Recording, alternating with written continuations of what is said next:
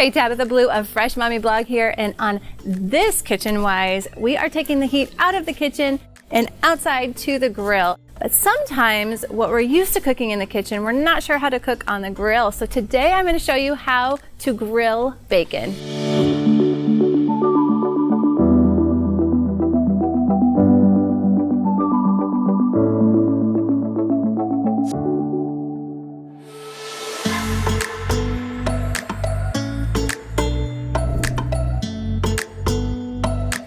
The easiest way to get your bacon cooked on the grill is to use tin foil. So we just used it in a double layer.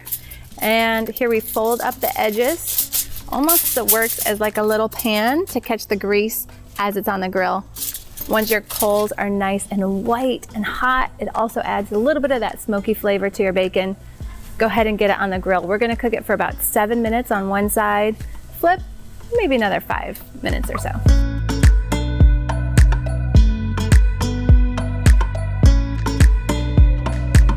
So today we are using our bacon and chicken from the grill to make a delicious Cobb salad. It's like the epitome of summer to me.